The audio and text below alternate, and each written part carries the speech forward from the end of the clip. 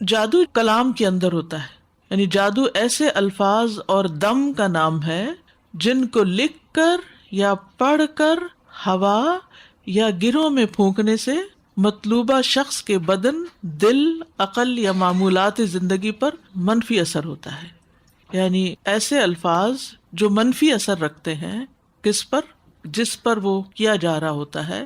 بعض اوقات لکھ کر کیا جاتا ہے، بعض اوقات گروں پہ پھونکا جاتا ہے، بعض اوقات کسی آبجیکٹ پہ پھونکا جاتا ہے، جیسے کسی تالے پہ پھونک کے کسی کو بند کرنے کے لیے، یا اسی طرح کے کچھ سمبلز استعمال کیے جاتے ہیں. بعض اوقات قبرستانوں کی ہڈیوں پر کیا جاتا ہے. بیسیکلی اس کی اصل کیا ہے؟ کچھ الفاظ ہوتے ہیں، کچھ منتر ہوتے ہیں، کچھ کلام ہوتا ہے. اب یہ جو کلام ہے یہ انسان پہ اثر کیسے کر جاتا ہے؟ یہ بالکل ایسے ہی کہ جیسے کوئی اچھی بات آپ پہ اثر کرتی ہے، آپ کو ہنسا دیتی ہے، آپ کو خوش کر دیتی ہے، آپ کی سوچ بدل دیتی ہے. اسی طرح جو بری بات ہوتی ہے، کوئی گالی ہو، کوئی بدمزگی کی بات ہو، کوئی تان و تشنیع ہو، کسی کا مذاق اڑایا جا رہا ہو، تو وہ بھی انسان پر اثر انداز ہو رہا ہوتا ہے.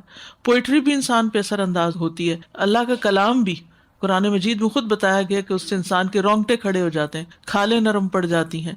تو انسان کو جو فوقیت دی گئی ہے باقی تمام مخلوقات سے، وہ زبان کی بنا پر دی گئی ہے. اور زبان جو ہے یہ بناتی بھی ہے اور بگاڑتی بھی ہے. اس سے تعلقات بنتے بھی ہیں اور بگڑتے بھی ہیں. اس سے انسان کی زندگی اپنی بھی بنتی ہے یا بگڑتی ہے، کیونکہ زبان سے جو باتیں نکلتی ہیں ان کے اثرات دور دور تک جاتے ہیں. اسی طرح جو جادو کیا جاتا ہے اس میں بھی کچھ کلام ہوتا ہے کہ جو انسان کے اوپر غیر مرئی طریقے پر اثر کرتا ہے.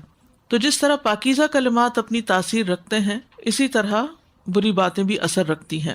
ابن عمر کہتے ہیں کہ نبی صلی اللہ علیہ وسلم کے زمانے میں مشرق کی طرف سے دو مرد آئے. دونوں نے لوگوں کو ایک فصیح و بلیغ خطبہ سنایا. لوگ ان کے بیان سے بہت متاثر ہوئے، بہت انسپائر ہوئے. تو رسول اللہ صلی اللہ علیہ وسلم نے فرمایا، یقیناً بعض بیان جادو جیسا اثر رکھتے ہیں.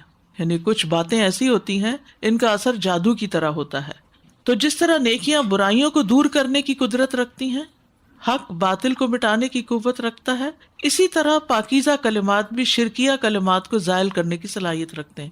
تو یہ بات اپنے ذہن میں جما لیجئے، یہ بات آپ کے ذہن میں راسخ ہو جانی چاہیے کہ جادو جیسے کلام کا اثر اور مقابلہ قرآن ہی کر سکتا ہے، پاکیزہ کلمات ہی کر سکتے ہیں.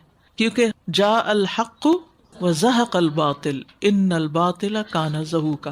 اس لیے اگر کسی کو کوئی ایسی تکلیف ہو جائے تو وہ غلط طریقوں سے علاج نہ کروائے، وہ عاملوں کے پاس جا کر ان نون قسم کی جھاڑ پھونک اور منتر وغیرہ سے کام نہ لے، کیونکہ اس میں شرک کا اندیشہ ہوتا ہے، ایمان جانے کا اندیشہ ہوتا ہے. یہ ایک بنیادی نقطہ ہے جو سمجھنے کا ہے. اور کس بات پہ یقین رکھے کہ اللہ کا کلام باقی ہر طرح کے شرکیہ کلام، جن و انس کے فضول لغو کلام سے بالا ہے اور اعلیٰ ہے اور زیادہ قوت اور تاثیر اور طاقت رکھتا ہے. باقی سارے کلام بندوں کے ہیں، اور قرآن کس کا کلام ہے؟ قرآن مجید اللہ سبحانہ تعالیٰ کا کلام ہے. تو اس لیے جو کلام اللہ سبحانہ تعالیٰ کا ہے اس کلام کو انسان پاورفل سمجھے اور اس کے ذریعے علاج کرے. اور جتنے یقین کے ساتھ آپ اس کے ذریعے علاج کریں گے اتنا ہی وہ آپ کو فائدہ دے گا.